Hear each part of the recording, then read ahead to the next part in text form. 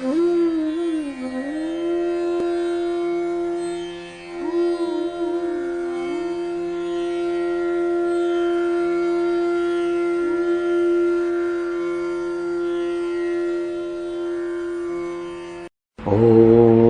सहना भवतु सहनौ भुनक्तु सह वीर्यं करवावहै तेजस्विनावधीतमस्तु मा विद्विषावहै। ॐ शान्ति शान्ति शान्तिः। ॐ पूर्णमदः पूर्णमिदं पूर्णात् पूर्णमुदच्यते पूर्णस्य पूर्णमादाय पूर्णमेवावशिष्यते। ॐ शान्ति शान्ति शान्तिः। श्रुतिस्मृतिपुराणानाम् आलयं करुणालयं नमामि भगवत्पादं शङ्करं लोकशङ्करं शङ्करं शङ्कराचार्यं केशवं बादरायणं सूत्रभाष्यकृतौ वन्दे भगवन्तौ पुनः पुनः। ईश्वरो गुरुरात्मेति मूर्तिभेदविभागिने व्योमवद्व्याप्तदेहाय दक्षिणामूर्तये नमः। बीजी कंडिका। सोहोवाच उवाच वै सः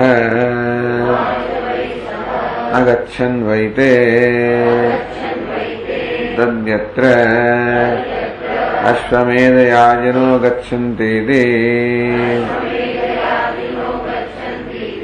क्व नु अश्वमेधयाजिनो गच्छन्तीति।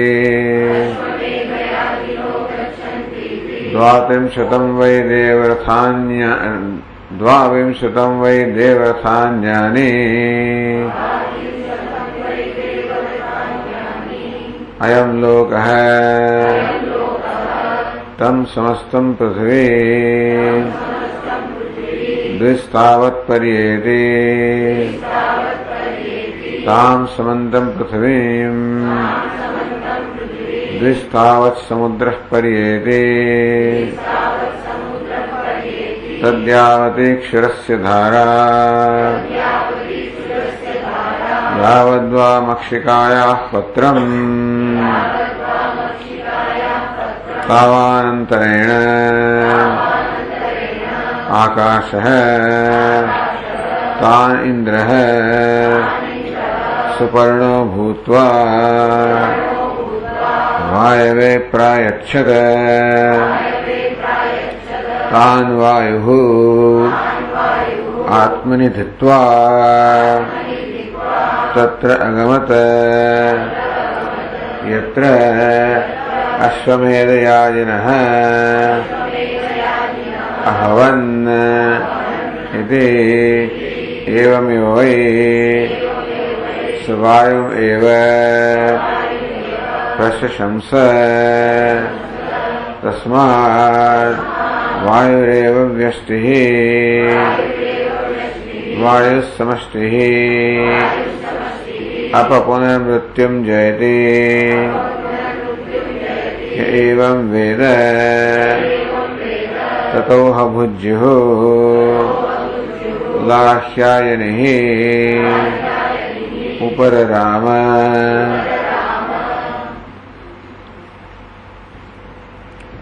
सोहोवाच उवाच वै सः गच्छन् वैते तद्यत्र अश्वमेधयाजिनो गच्छन्तीति। પેલા ગંધર્વધને કહ્યું હતું કે અશ્વમેધ યજ્ઞ કરનાર ક્યાં જાય છે, તો અશ્વમેધ કરનારા જ્યાં જાય છે ત્યાં પારીક્ષિતો અર્થાત પરીક્ષિતના વંશજો જાય છે. તો કે છે નનો ક્વનો अश्वमेध याजनो गच्छन्ति इति। तो भुज्यु पूछे कि अश्वमेध यज्ञ करनारा क्યાં જાય છે? याज्ञवल्क्य के द्वात्रिंशतं वै देवरथान्यानि। तो के सूर्यदेवનો રથ એક દિવસમાં જેટલું અંતર કાપે તેને કરતા 32 ગણો મોટો આ વસવાટવાળો લોક છે, અયમ લોક હૈ। તમ સમસ્તમ પૃથ્વી દ્વિસ્તાવત પર્યેતિ। તેની આસપાસ બમણી મોટી પૃથ્વી છે। ताम समंतम पृथ्वी द्विस्तावत समुद्र पर्येति। ये पृथ्वी आसपास त्याथी मोटो बमणो मोटो समुद्र है।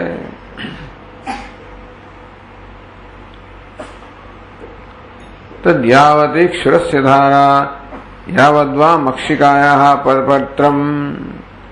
तो बे वच्चे अस्त्र એટલે એવું કહે છે કે ભાઈ આ એની ઉપર બ્રહ્માંડ છે। એ બ્રહ્માંડના નીચરાને ઉપરા અર્ધની વચ્ચે અસ્ત્રાની ધાર જેવડું તો માખીની પાંખ જેટલું અત્યંત સૂક્ષ્મ છિદ્ર છે। એટલે બ્રહ્માંડ છે એની બહાર જવાનું છે, આટલું જ છિદ્ર છે। तावानन्तरेण आकाश तान इंद्र सुपर्णो भूत्वा वायवे प्रायच्छत। तो इंद्रे पंखीનું રૂપ લીધું અને પેલા છિદ્ર વાટે પારીક્ષિતને વાયુને સોંપી દીધા। તાન વાયુ આત્મનિધિત્વા। તો વાયુએ એમને પોતાના સમાન કરી નાખ્યા, એક કરી નાખ્યા। અહીં કહીએ પોતાની ઉપર બેસાડે ને, પણ પોતાના સમાન કરી નાખ્યા। तत्र अगमत यत्र अश्वमेध याजनः अभवन्। ત્યાં લઈ ગયો વાયુ પોતાના બેસાડીને ત્યાં લઈ ગયો જ્યાં પહેલાના અશ્વમેધ યજ્ઞ કરનારો રહેતા હતા, ત્યાં લઈ ગયો। એવમેવ વૈ સવાયુમેવ પ્રશંસ। આ પ્રકારે પેલા ગંધર્વે વાયુના વખાણ કર્યા હતા। તસ્માત વાયુરેવ વ્યષ્ટિ વાયુ સમષ્ટિ। તેથી આ વ્યષ્ટિ અથવા જુદ વ્યક્તિઓ પણ વાયુ રૂપ છે, સમષ્ટિ સમગ્ર જગત પણ વાયુ રૂપ છે। अपपुनर्मृत्युम जयति। अपमृत्युम पुनः जयति। अपमृत्यु તે ફરી ફરી આવનારા મૃત્યુને જીતી જાય છે। ये एवं वेद ज्या प्रकारे जाने છે। ततो भुज्यु लाख्यायनी ઉપર રામ। એ સાંભળીને લાખ્યનો દીકરો ભુજ્યુ ચૂપ થઈ ગયો। આ વાત સમજાવી રહ્યા છે ગ્રંથકારે।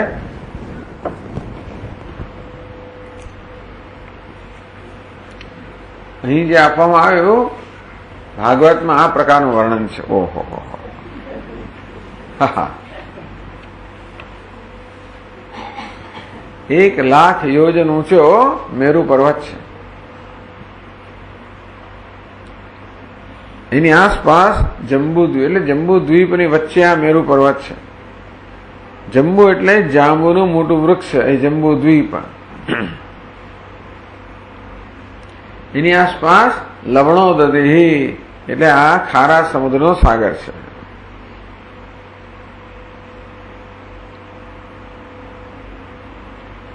એની આસપાસ પ્લક્ષદ્વીપ, પ્લક્ષ એટલે અંજીરનું વૃક્ષ છે, સુવર્ણમય પ્લક્ષદ્વીપ છે।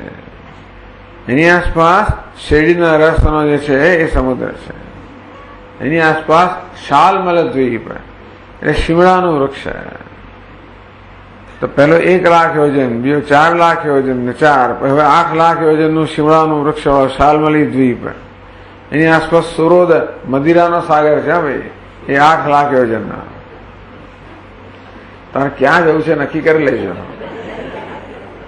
એની આસપાસ 16,00,000 યોજનનો કુશદ્વીપ, કુશોનું વૃક્ષ। એની આસપાસ 16,00,000 યોજનનો ઘૃતોદય એટલે ઘીનો સાગર। એની આસપાસ ક્રૌંચ દ્વીપ, ક્રૌંચ નામનો પર્વત 32,00,000 યોજન। એની આસપાસ ક્ષીરોદય ક્ષીરસાગર 32,00,000 યોજન। એની આસપાસ શાક દ્વીપ, શાક નામનું વૃક્ષ 64,00,000 યોજન। એની આસપાસ દધી મઠોદ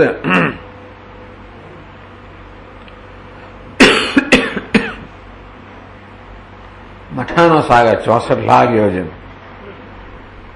એની આસપાસ પુષ્કર દ્વીપ,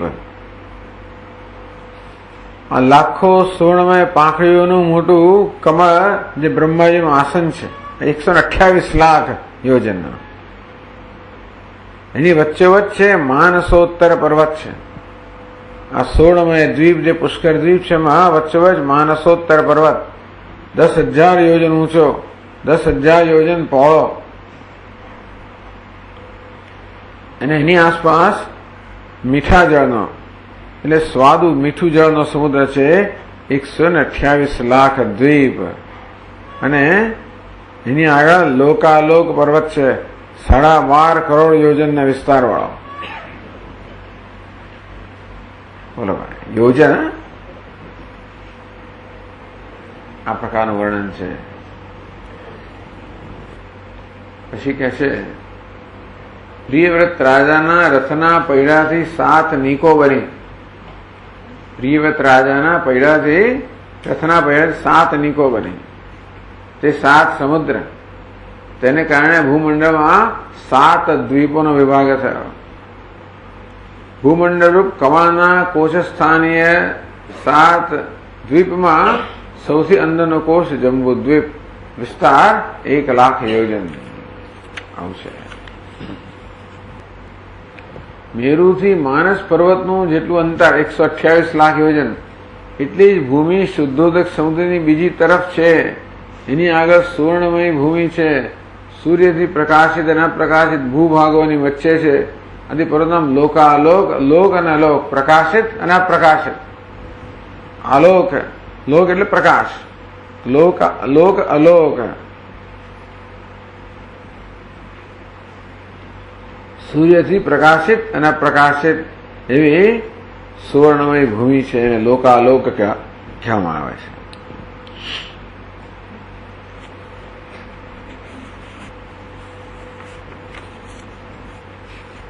વાહ ભાઈ વાહ. ઓકે, હવે આપણે આગળ વધીશું.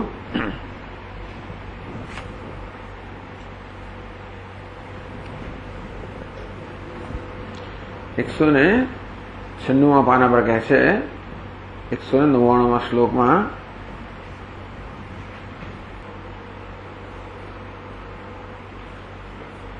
કે અહોરાત્રેણ યાવંતમ દેશમ ગચ્છતિ ભાસ્કર. સૂર્ય રાત દિવસમાં જેટલું અંતર કાપે છે 32 ગુણિત સ્વયં ભૂલોક કથિતો બુધેહી, એનાથી 32 ગણો આ ભૂલોક છે એમ કહેવામાં આવે છે. ભૂલોક સ્થંડિલાદ બાહ્યાદ દ્વિગુણા આવરણસ્ય ભૂહુ. તો એના એ સ્થંડિલ એટલે પેલી વેદી સમાન છે, એની આગળ આવરણ છે 2 ગણો. દ્વિગુણો ભૂમિસ્તસ્યા સમુદ્રસ્તામ પરિસ્થિત.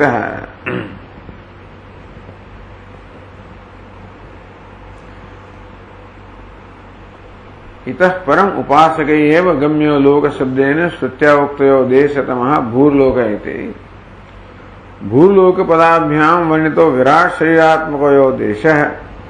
भूहु लोकः 2 शब्दोથી જે કહેવામાં આવ્યું તો વિરાટ શરીરાત્મકો યો દેશ, વિરાટ શરીર રૂપી જે દેશ છે, સ સ્થંડિલ સમહ એ પેલી વેદી સમાન છે. તસ્ય સમંતાત भित्ति समावरणत्वेन प्रसिद्धा भूमि द्विगुणा वर्तते. એને ભીતની જેમ એની આસપાસ રહેલી પૃથ્વી એનાથી બમણી છે. તસ્યા આવરણ ભૂમિ આયતે એ સ્થંડિલને આવરણ કરનારી ભૂમિ છે. દ્વિગુણ તામ ભૂમિ પરિવેષ્ટ્ય સ્થિત સમુદ્ર, એને બમણો બરોબર ઘેરીને સમુદ્ર રહેલો છે. યમ પૌરાણિક ઘનોદમ એટલે વદંતી, એ સમુદ્રને ઘન ઉદમ, ઉદય એટલે જળ, ઘનોદમ એટલે કદાચ ઘન જેવું જળ હશે, કાળું જળ હશે કે પછી ઘન વાદળ, તો ઘનોદમ એટલે વદંતી.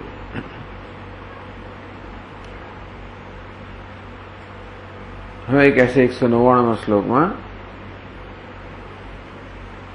શુરધારા સમસંધિ रूप्य हेमकटाहयो मक्षिका पत्रवद्वायम् सूक्ष्मस्तिष्ठति तत्र सः।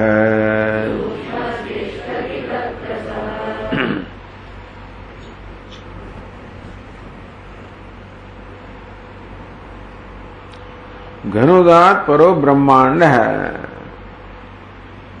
घनोदय क्या एनी आगा ब्रह्मांड है। यस्य एक है कपाल है रजतमय है, द्वितीय है सुवर्णमय है। आ ब्रह्मांड बे अर्धगोल છે જે એને કપાલ કહે છે। એક સુવર્ણનો બનેલો છે સુવર્ણમય છે, બીજો એક રજતમય છે, બીજો સુવર્ણમય છે। તો સંધિ શૂરધારા સમસંધિ। સંધિ એટલે બે જ્યાં જોડાય છે। હવે અર્ધગોળાકારો અર્ધ જ્યાં જોડાય છે तो क्षुरधारावत तीक्ष्ण है। ये पेला अस्त्रानी धार समान एकदम ज तीक्ष्ण है, सूक्ष्म है। मक्षिका पक्षवद्वा सूक्ष्म है। क्या तो अस्त्रानी धार एम धारदार है अथवा तो माखीनी પાંખ જેવી અત્યંત સૂક્ષ્મ છે। આ બંને જે અર્ધગોળાકાર છે એમની સંધિ।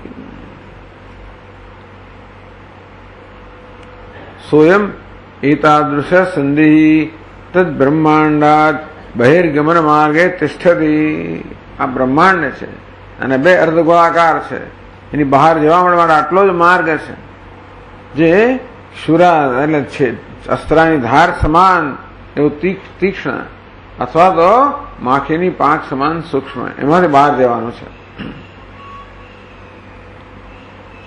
તત્ર બ્રહ્માંડાત બહિર્ગમન માર્ગે તિષ્ઠતિ। બ્રહ્માંડનો બહાર જવાનો માર્ગ છે ત્યાં પ્રકારનું આવું છિદ્ર રહેલું છે। હવે એવું છે ને કે પુરાણમાં શ્રુતિમાં થોડું જુદું છે। અત્ર ઘનોદો બ્રહ્માંડાત બહિહિતિ પુરાણાત। પુરાણ અહીં શું કહ્યું? ઘનોદની બહાર બ્રહ્માંડ છે।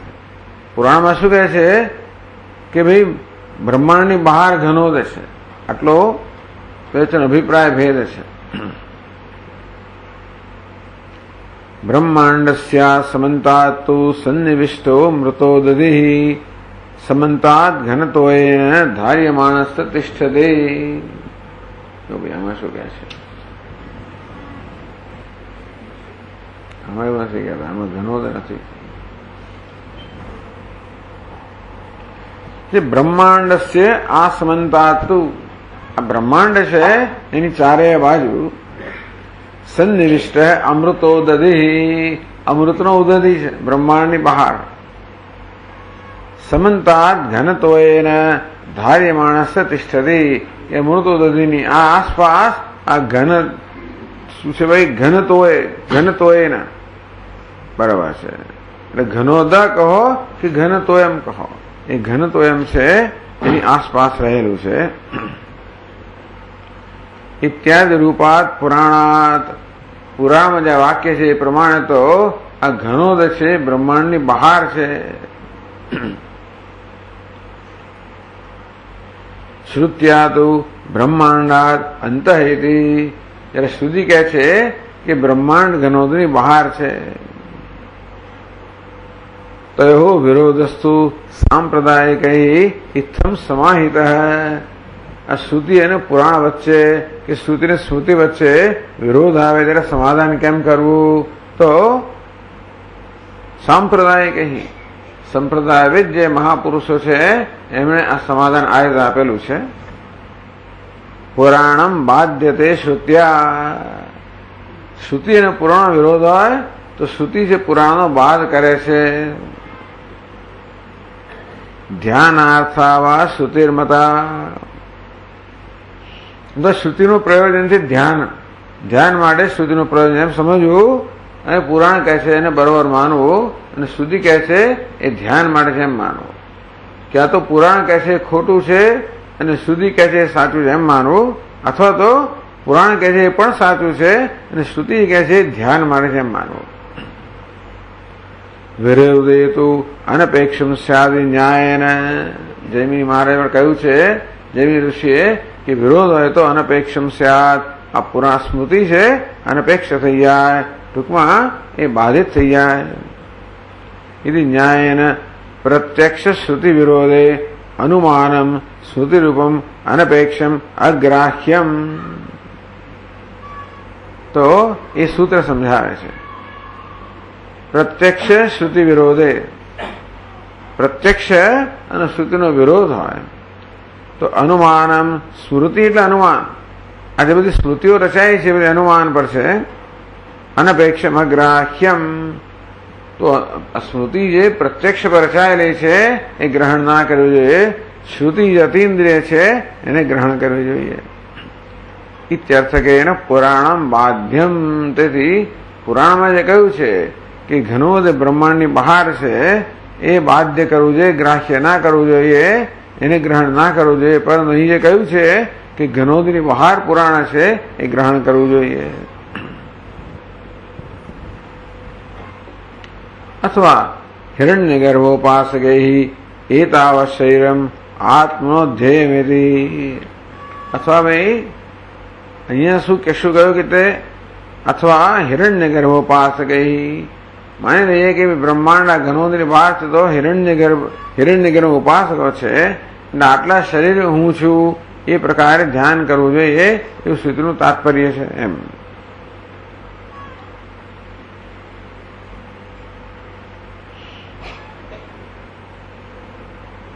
પછીના શ્લોકમાં કહે છે,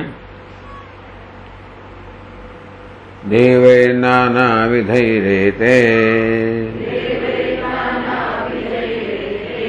નીયન્તે સ્વબલેન ચ અશ્વમેધ કૃતો યેતે પૃષ્ટાઃ પારીક્ષિતાસ્ત્વયા.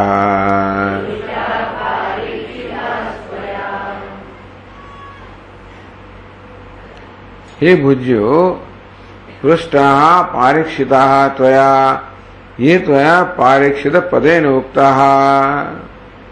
हे भुज्यो कि भाई पारीक्षित ये शब्द थी तो जमुना विषय प्रश्न कर लो. कौन છે તો કે सोपासन अश्वमेध कृत है.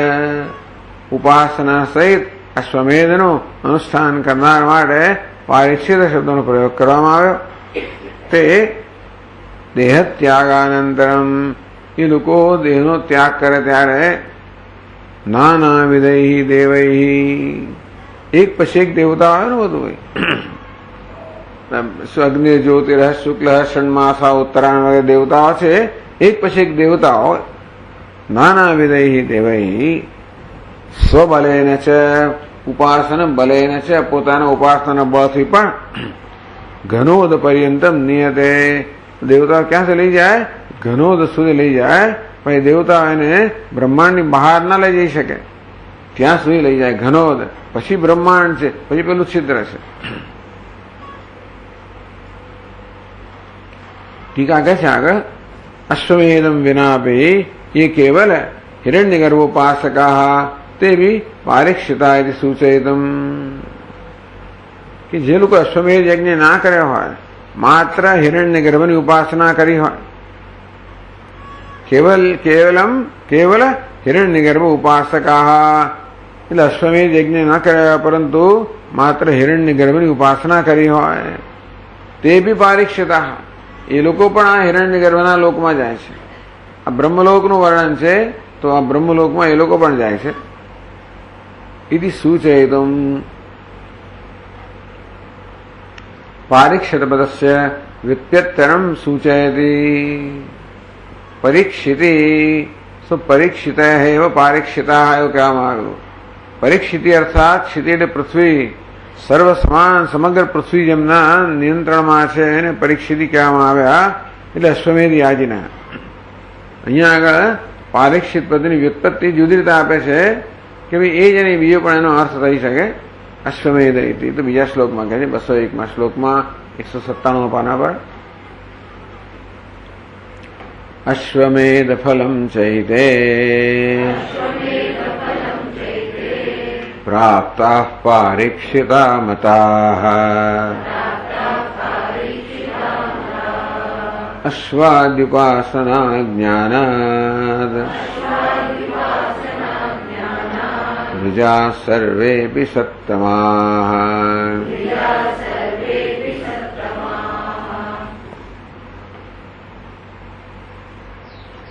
अश्वमेध फलम चेत प्राप्ता पारीक्षिता मतः एते सोपासन अश्वमेध कृत अश्वमेध फलम प्राप्ता संतः पारीक्षिता इति उक्तः। आ प्रकार उपासना सहित अश्वमेध यज्ञ જેમણે અનુષ્ઠાન કરે છે એ લોકો અશ્વમેધ યજ્ઞનો ફળને પ્રાપ્તિ કરે છે એ લોકોને પારીક્ષિત કહેવામાં આવ્યા। ન કેવલમ તેવ કિંતુ अश्वमेधमा अश्व तदाकारो अग्नि प्रथम अध्यायोक्त उषावा अश्वस्य मेध्यस्य शिर ए प्रकार जे अश्वनु वर्णन કરવામાં આવ્યું એ વિરાટ સ્વરૂપ છે। અગ્નિ એનો અધિષ્ઠાન દેવતા છે એટલે એમ કહેવાય કે અશ્વના આકારમાં અગ્નિનું વર્ણન કરવામાં આવ્યું। અશ્વ તદાકારો યજ્ઞ प्रथमाध्यायोक्त आदिपदेन हिरण्यगर्भ अश्वादि क्या तो अश्वनु उपासना करी होय कि પછી हिरण्यगर्भની उपासना करी होय तो दुपासनवंत सर्वेपि की उपासना करनारा सर्वेपि सत्तमः पारीक्षितः मतः ये लोग पण पारीक्षित कहवाय छे। ये कई रीते तो कहे परितः क्षीयते दुरितम अनेन परीक्षित पेलू परीक्षित हतुं आ परीक्षित है तो परीक्षित एटले ज पारीक्षित एवो अर्थ करवामां आव्यो। अहींया आगळ परीक्षित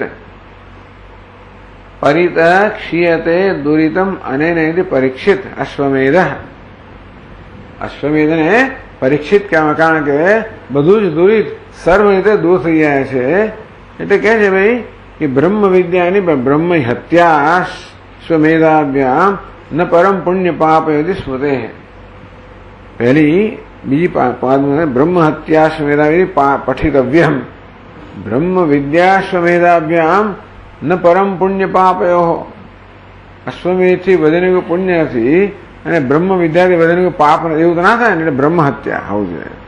બ્રહ્મ હત્યા અશ્વમેધાભ્યામ બ્રહ્મ હત્યાથી વધીને કોઈ પાપ નથી અશ્વમેધથી વધીને કોઈ પુણ્ય નથી એથી સ્મૃતે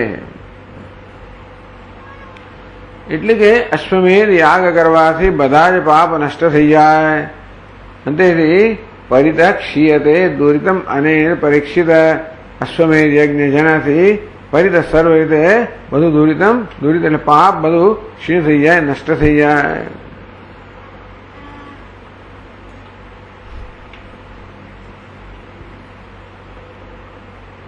तो अश्वमेध ने परीक्षित કરવામાં આવ્યો तादृशी उपासना ज परीक्षित ये उपासना अश्वनी उपासना છે એ પણ પરીક્ષિત કરવામાં આવી। तद्वेदिनः पारीक्षिता यदि व्युत्पत्ते इति तद्वेदिनः એનું ધ્યાન કરનારા છે એને પારીક્ષિત કહેવામાં આવે છે इति।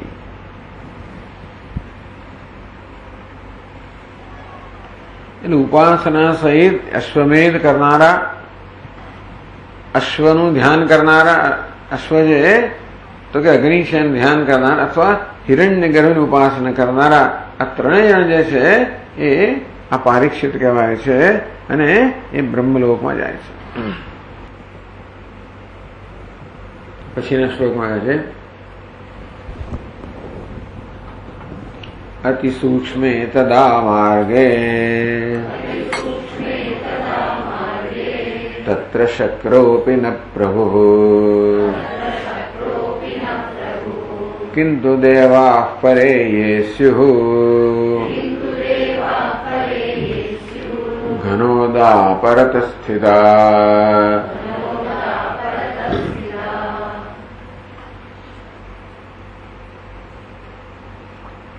अति सूक्ष्मे तदा मार्गे तत्र तत्र ब्रह्मांड कटा संधिगते अति सूक्ष्म मार्गे आ ब्रह्मांडना બે જ અર્ધગોળો છે ની જે સંધિ છે તે અત્યંત સૂક્ષ્મ જે માર્ગ છે. શક્ર અશ્વમેધ દેવતા વિરાટ રૂપ અગ્નિ સોપી ગંતુમ ન શક્ત. શક્ર આમ તો ઇન્દ્રનું પણ નામ છે. અહીંયા અર્થ કરવામાં આવ્યો કે ભાઈ અશ્વમેધનો દેવતા શક્ર છે, અશ્વમેધના દેવતા અગ્નિ છે. વિરાટ રૂપ અગ્નિ. અશ્વ એ વિરાટ જે છે એ વિરાટ રૂપ જે અગ્નિ છે, જે અશ્વમેધનો દેવતા છે. સહપી એ તત્ત શક્રોપી ન પ્રભુ. તો એનાથી આગળ જવા માટે અગ્નિ પણ શક્તિમાન નથી.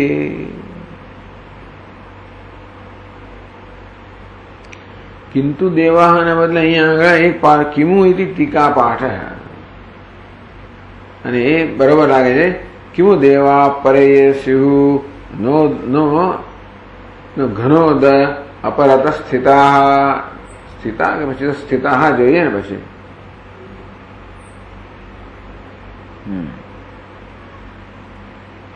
बरोबर छे.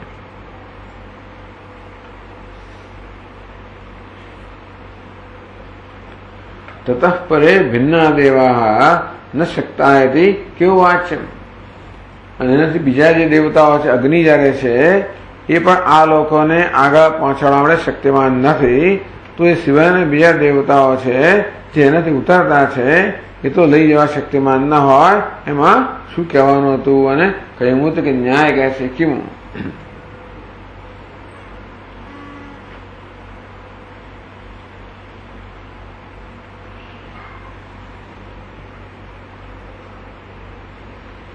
यतस्ते घनोदस्य अपरतैव स्थिता स्युः. कारण के आ देवताओं तो घनोदनी पण नीचे रहेला छे. घनोदनी तरतुम न शक्ता यदि आवत. ये तो घनोदनी पण जई आपणी पार जई शकता નથી. एना नीचे तो पछी आ जे अग्नि छे એ પણ ઘનોદથી આગળ લઈ જઈ શકતો નથી.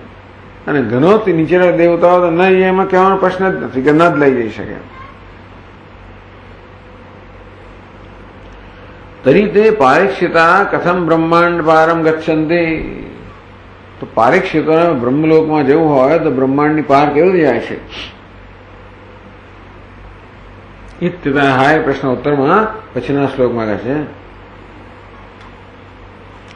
इंद्रः पक्षिवपुर्भूत्वा घनोदं तान् विहायसे संतार्य वायवे दत्त्वा स्वयं तस्मान्यवर्तत.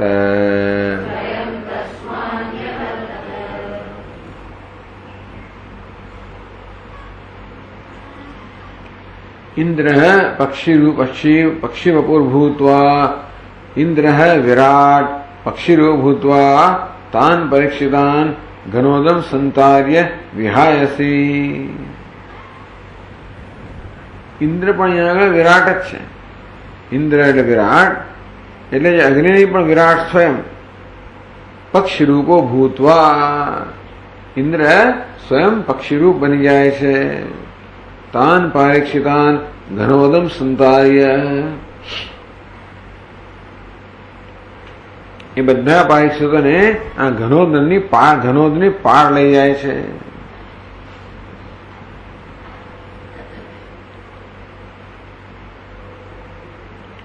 विहायसी. आकाशे स्थिताय वायवे हिरण्यगर्भरूपाय दत्त्वा. सो विहायस आकाश. विहायसी आकाश में स्थित वायवे दत्त्वा. वायु એટલે हिरण्यगर्भ. समष्टि वायु એટલે हिरण्यगर्भ છે.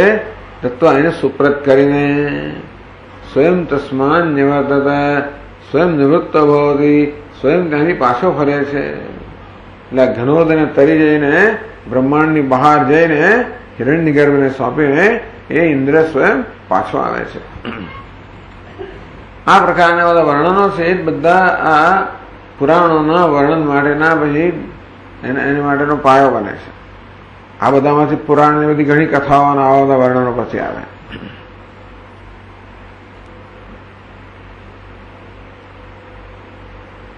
તો એ લોકો હજી ધનોદય તરી ગયા. હવે આગળ કહે છે વાયુસ્તાન સૂક્ષ્મતામ નીત્વા क्षिप्त्वा देहे निजे ततः संधौ कटाक्षयोर्दत्त्वा न्यधात् ब्रह्माण्डतो बहिः अश्वमेध कृतो यत्र गताः पूर्वे महाधियः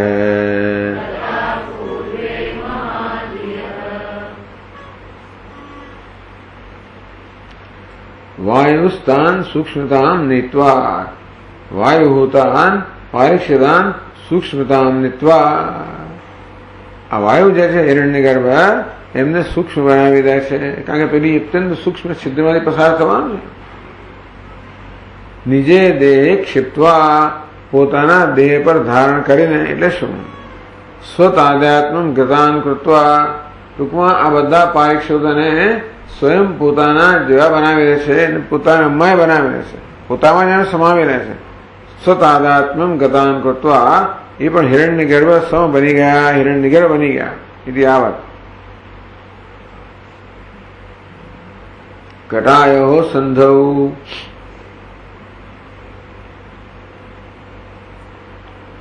કટાયો સંધિમાર્ગેણ બ્રહ્માંડાત બહિ કરોતે. વાયુ જે છે પોતાના જેવા સૂક્ષ્મ બનાવીને એમને આ બ્રહ્માંડનો સંધિ જે છે એ બંનેની સંધિ જે છે એની જે છૂછિદ્ર છે એની બહાર લઈ જાય છે. એટલે અસ્ત્રાની ધાર જેવું કે માખીની પાન જે વરસાદ એમાંથી કોઈ સ્થૂળ વસ્તુ પસાર ના થઈ શકે એનો ભાવ એ છે. એટલા જ માટે બધા પારીક્ષને સૂક્ષ્મ બનાવી દેવામાં આવ્યા જેથી એમાંથી પસાર થાય. વાયુ સૂક્ષ્મ છે, અગ્નિ સૂક્ષ્મ નથી. અગ્નિ પણ સ્થૂળ કહેવાય ને, વાયુ એનાથી સૂક્ષ્મ છે, એ આકાશમાં લઈ જાય છે. ટૂંકમાં આ લોકો પૃથ્વી જે છે પરીક્ષિતા એ પૃથ્વી જે છે આ બધા જળમાંથી પસાર થઈ એના માટે આ અગ્નિ એમને જે ઘણો સુધી લઈ જાય ત્યાંથી વાયુ એમને પેલા છિદ્રની બહાર લઈ જાય. પછી આકાશ જે છે એ આ પ્રકારની સૂક્ષ્મતાને પ્રાપ્ત કરે છે લોકો.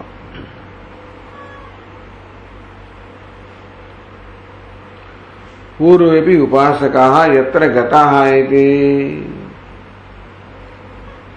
અશ્વમેધ કૃતો યત્ર ગતા પૂર્વે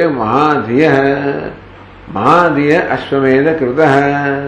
અત્યંત બુદ્ધિશાળી અશ્વમેધની ઉપાસના કરનારાઓ જે હતા યત્ર પૂર્વે ગતા યત્ર સાધ્યા સંતિ દેવા જ્યાં આગળ સાધ્ય દેવતાઓ છે તેમ અશ્વમેધ યાજીને આ પારીક્ષો જ્યાં પહેલા ગયેલા છે ત્યાં લઈ જાય છે.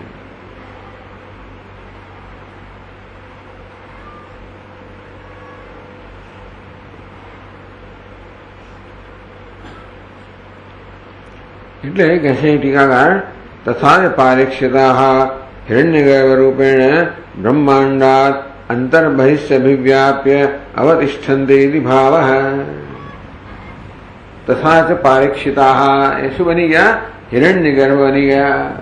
હિરણ્યગર્ભ રૂપેણ બ્રહ્માંડાત અંતર્બહિ આ વાયુ અંદર તો હતો અને બહાર લઈ જાય છે ને, અંદર ને બહાર બંને રીતે વ્યાપ્ત થઈને રહેલા છે.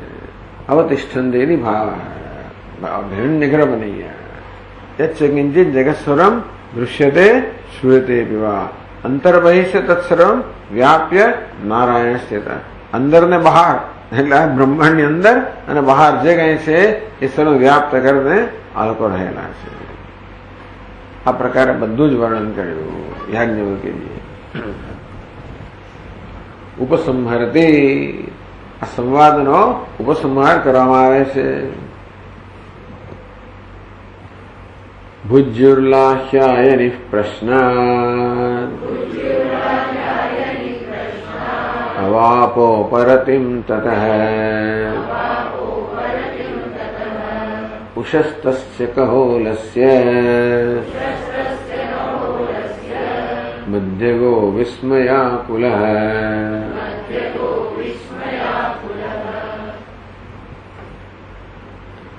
भुज्युलाख्यायनी प्रश्नात् उपरतिम अवाप ततः एवं यथा गंधर्वेणोक्तम तथैव याज्ञवल्क्येनोक्तम श्रुत्वा आश्चर्य વાત છે જે બધું આ ભુજ્યુલાખ્યાયને ગંધર્વે કહેલું એ જ બધી વસ્તુ બરોબર યાજ્ઞવલ્ક્યને કહી એ વિસ્મયાકુલ એટલે વિસ્મિત અત્યંત વિસ્મિત થયો ક્યાંથી એને ખબર પડી ગઈ ભુજ્યુ પ્રશ્નાદ ઉપરત તેથી લાખ્યાય પ્રશ્નાદ ઉપરતિમ અવાપ એને હવે પ્રશ્નમાંથી નિવૃત્તિ લીધી શાંત થઈ ગયો ઉપરતિમ ઉપરત એ પાછો બેસી ગયો ક્યાં જઈને બેસી ગયો ઉષસ્તસ્ય ચાક્રાયણસ્ય કહોલસ્ય કૌશિતકેયસ્ય ચ મધ્યગત બે જણ બેઠા છે ઉષસ્ત ચાક્રાયણ અને કહોલ કૌશિતકેય એ બે વચ્ચે જઈને આ બેસી ગયો તો વાદાય નોદયન એવા એ બંને વચ્ચે જઈને બંને વાદ કરવા માટે એને પ્રેરિત કરતો હોય એ પ્રકારે બંને જણ વચ્ચે જઈને બેસી ગયો તો ત્રીજી પાદમાં કહે છે કે આ બેની વચ્ચે જઈને બેસી ગયોનું કારણ શું આત્મ પ્રસંગ આરભ્યતે કર્મ પ્રસંગમ સમાપ્ય કર્મની ઉપાસના પ્રસંગને સમાપ્ત કરીને આત્મ પ્રસંગનો હવે આરંભ કરવામાં આવે છે આત્મા ચ તત્વભ્યામ દ્વિવિધ આત્મા બે પ્રકારનો છે તત્ સ્વરૂપ અને ત્વમ સ્વરૂપ બે પ્રકારનો આત્મા છે એ બેનો જ્યાં સુધી ઐક્ય ન સમજાય બે પ્રકારનો આત્મા છે એ રીતે તયો પ્રશ્ન એક જણ કહે તું ત્વમ પ્રકારનો પ્રશ્ન કર બે કીધું તત્નો પ્રશ્ન કર તયો પ્રેરણમ ઉચિતમ ગુરવ એમના ગુરુ આ પ્રકારે સમજાવ્યું છે કે એક તત્પદની વાત કરશે ત્વમ પદની વાત કરશે અને આત્મ પ્રસંગ શરૂ કરવાનો છે આત્મા બે પ્રકારનો છે માટે ભુજ્યુલાખ્યાયની આ બંને વચ્ચે જઈને બેસી ગયો અને બંનેને પ્રેરણા કરતો હોય એ પ્રકારે ત્યાં જઈને બેસી ગયો આ પ્રકારે ભુજ્યુલાખ્યાયની એના પ્રશ્નો અહીંયા આગળ અંત આવે છે આપણે અહીંયા જ વિરામ લઈશું અને આવતા વખતે આગળ ચલાવશું પછી કોણ આવે ઉષસ્ત ચાક્રાયણ એ આવશે આવી ગયો છે આગળ છંદોમાં આવી ગયો છે ઉષસ્ત ચાક્રાયણ અહીંયા આવે છે ઓમ પૂર્ણમદ પૂર્ણમિદમ પૂર્ણાત પૂર્ણમુદચ્યતે પૂર્ણમેવાવશિષ્યતે ઓમ